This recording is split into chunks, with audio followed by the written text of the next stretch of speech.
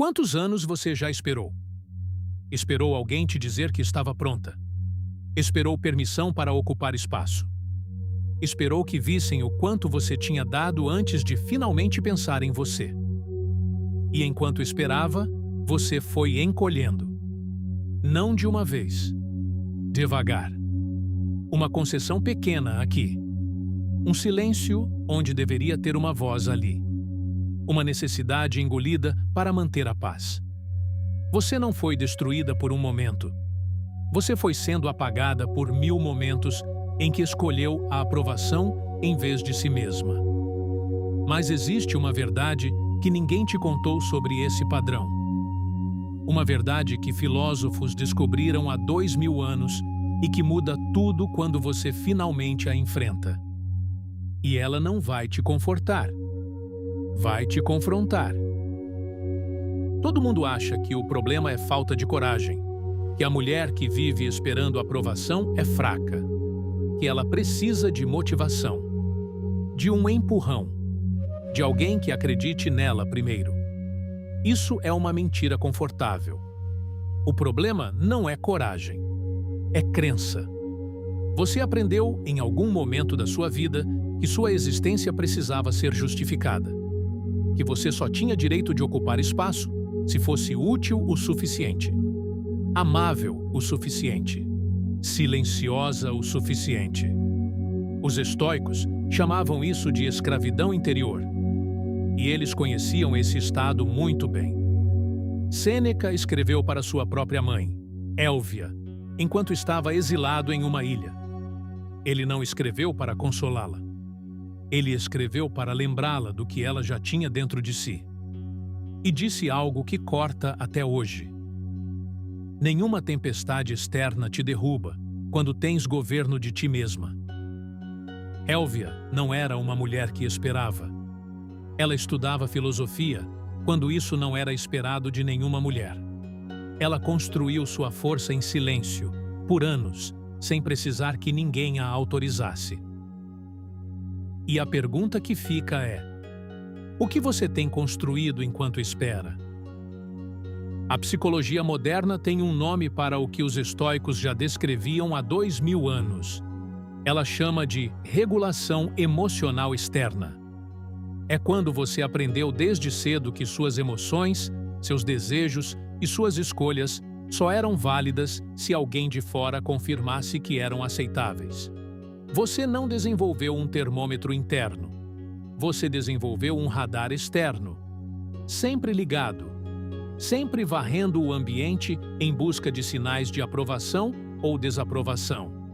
Pensa assim: imagine uma bússola que não aponta para o norte magnético da Terra. Ela aponta para a pessoa mais próxima, para o humor do marido, para a opinião da mãe, para o silêncio do chefe, para o like que não veio. Essa bússola nunca vai te levar a lugar nenhum. Ela vai te levar em círculos, para sempre. Epicteto conhecia esse mecanismo. Ele era escravo, literalmente, e mesmo assim escreveu: os homens não são perturbados pelas coisas, mas pelas opiniões que têm das coisas. Substitua homens por mulheres. A frase não muda. O problema não são as expectativas dos outros. É que você decidiu, em algum momento, que essas expectativas tinham poder sobre você. E enquanto essa decisão não for revisada, nenhuma mudança externa vai bastar. Você não nasceu precisando de aprovação. Isso foi aprendido. Em algum momento da sua história, você descobriu que o amor era condicional.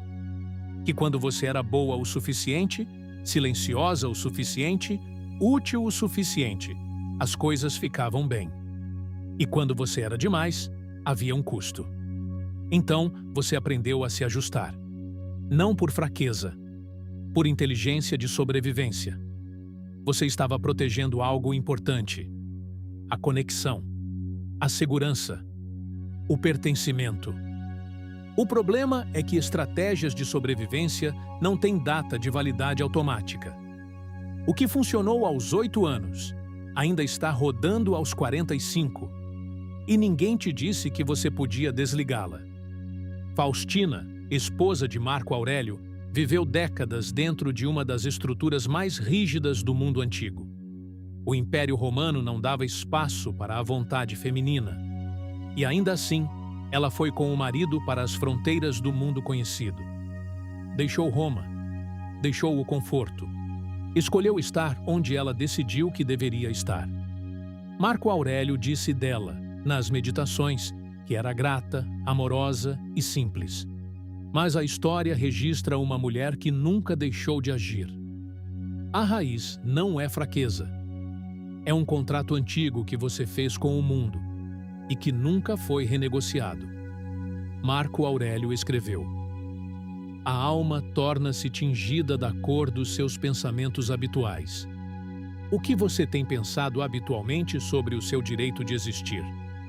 Sem pedir licença. Como saber se você ainda está vivendo para a aprovação? Existem 5 sinais. Eles escalam. E quanto mais você os reconhecer, mais urgente é o que vem a seguir. Sinal 1. Você explica suas escolhas sem que ninguém tenha pedido explicação. Você comprou algo e já está preparando a justificativa. Você tomou uma decisão e sente um impulso automático de convencer alguém de que ela era razoável. Isso não é gentileza. É a necessidade de pré-aprovação disfarçada de comunicação. Epicteto dizia: primeiro dize a ti mesmo o que serias, depois faze o que tens de fazer. Se você ainda precisa dizer aos outros antes de dizer a si mesma, você ainda não chegou lá. Sinal 2.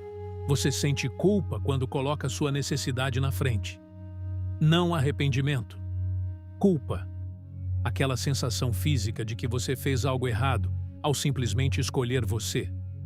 Sêneca escreveu: é uma miséria não saber quando parar de dar. Quem dá tudo e nunca para, não é generosa. É dependente da gratidão alheia para sentir que tem valor. Sinal 3. Você muda de opinião quando alguém reage mal. Não porque ouviu um argumento melhor, porque sentiu desconforto na reação do outro. Isso é a bússola quebrada em tempo real. Você não está sendo flexível. Você está sendo porosa. Marco Aurélio escreveu nas Meditações: nunca estime como proveitoso para ti o que te force a quebrar a tua palavra ou a perder o respeito por ti mesmo. Mudar de opinião por pressão. É exatamente isso. Sinal 4. Você reduz a si mesma em ambientes onde sente que não se encaixa. Você fala mais baixo. Ocupa menos espaço físico. Ri de coisas que não acha engraçadas. Concorda com o que discorda em silêncio. Élvia, a mãe de Sêneca, vivia em uma Roma onde mulheres não eram esperadas em nenhum espaço intelectual. E ela estudou filosofia mesmo assim. Não em voz alta, mas não abriu mão. Há uma diferença entre adaptar a forma e abandonar a substância. Você está abandonando a substância. Sinal 5. Você não sabe o que quer quando ninguém está olhando. Esse é o mais pesado. Quando você tem um momento só seu, surge um vazio. Não paz, vazio. Porque por tanto tempo você se definiu em relação aos outros que perdeu o fio da sua própria vontade. Epicteto chamava isso de o maior dos males. Não conhecer a fronteira entre o que é teu e o que não é. Se você não sabe o que quer quando ninguém precisa nada de você, é porque você entregou esse direito. E ele pode ser retomado. Os estoicos não acreditavam em motivação. Acreditavam em prática deliberada, em ação repetida até que a virtude se tornasse natureza. Existem 3 prescrições. Não são conselhos. São exercícios com peso real. Primeiro, o exame da origem. Toda vez que você sentir o impulso de pedir permissão, pare. Pergunte: de onde vem essa necessidade agora? É minha? Ou é um reflexo antigo de uma situação que não existe mais? Epicteto prescrevia o hábito de questionar cada impressão antes de agir sobre ela. Ele chamava isso de prosoche, atenção a si mesmo, não meditação passiva, vigilância ativa.